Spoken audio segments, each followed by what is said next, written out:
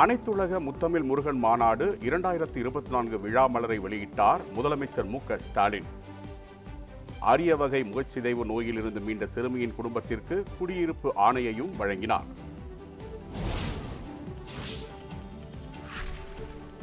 பெண்களுக்கான இடஒதுக்கீட்டு சட்டத்தை நடைமுறைக்கு வரவிடாமல் பாஜக தடுத்து வைத்துள்ளது. திமுக துணை பொதுச் செயலாளர் கனிமொழி எம்பி குற்றச்சாட்டு.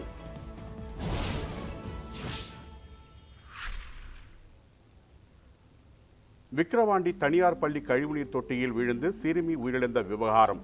பள்ளி தாளாளர், முதல்வர் மற்றும் ஆசிரியைக்கு வருகிற 10ஆம் தேதி வரை நீதிமன்ற காவல்.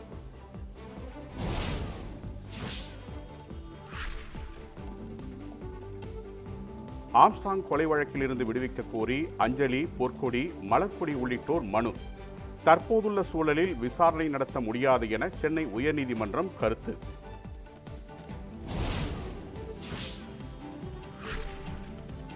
அண்ணா பல்கலைக்கழக மாணவி பாலியல் வன்கொடுமை வழக்கில் கைதான ஞானசேகரன் வீட்டில் முக்கிய ஆவணங்கள் பறிமுதல்.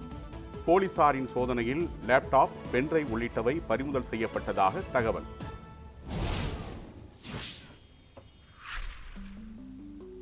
அண்ணா பல்கலைக்கழக பாலியல் வன்கொடுமை விவகாரம். ஞானசேகரனுக்கு வேறொருவரிடம் தொடர்பு இருப்பதாக பாதிக்கப்பட்ட மாணவி உறுதி. விக்கிரவாண்டியில் தனியார் பள்ளியின் கழிவுநீர் தொட்டியில் விழுந்து உயிரிழந்த சிறுமியின் குடும்பத்தினருக்கு 3 லட்சம் ரூபாய் நிதி உதவி. குழந்தையின் பெற்றோருக்கு ஆழ்ந்த இரங்கலை தெரிவித்துக் கொள்வதாக முதலமைச்சர் மு.க.ஸ்டாலின் அறிக்கை.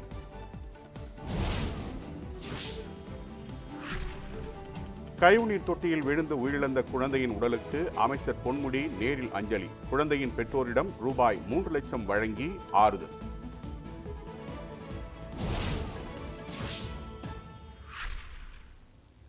தமிழ்நாட்டில் அறிவிக்கப்படாத அவசர நிலையை திமுக அரசு பிரகடனப்படுத்திவிட்டதா என கே. பாலகிருஷ்ணன் கேள்வி.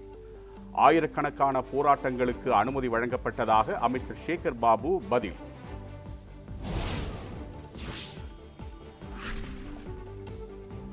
அண்ணா பல்கலைக்கழக விவகாரம் தொடர்பாக ஆளுநரை சந்திக்கும் பாஜக மகளிர் அணியினர். வானதி சீனிவாசன், குஷ்பு உள்ளிட்டோர் சந்திக்க இருப்பதாக தகவல்.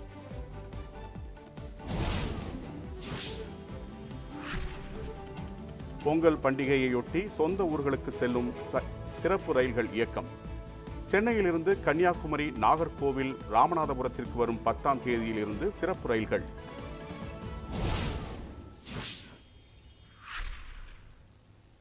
மதுரையில் ஆண்கள் மட்டும் கலந்து கொண்ட பிரம்மாண்ட அசைவ திருவிழா.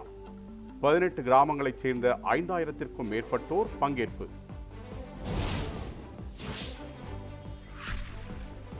சாத்தூர் அருகே ஏற்பட்ட பட்டாசு ஆலை வெடிவிபத்தில் 6 பேர் உயிரிழப்பு. உயிரிழந்தோரின் குடும்பங்களுக்கு தலா 1 லட்சம் ரூபாய் நிதி உதவி அறிவித்தது தமிழ்நாடு அரசு.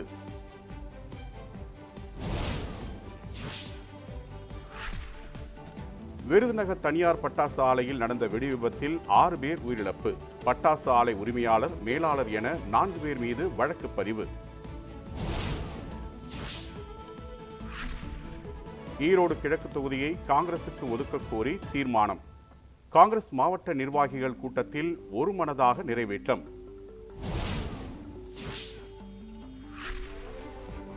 நரேந்திர மோடி அரசுக்கு எதிராக பேசும் மாநிலங்களில் அமலாக்கத்துறை நிரந்தரமாக தங்கியுள்ளது. கரூரில் காங்கிரஸ் எம்பி ஜோதிமணி விமர்சனம்.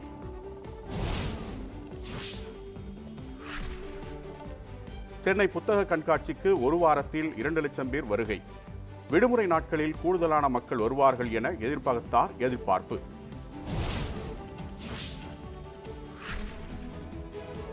ஆஸ்திரேலியா டெஸ்ட் போட்டியுடன் ஓய்வு பெறுவதாக வெளியான தகவல்களுக்கு ரோஹித் சர்மா மறுப்பு. அணியின் நலன் கருதியே சிட்னி டெஸ்டில் விளையாடவில்லை என விளக்கம்.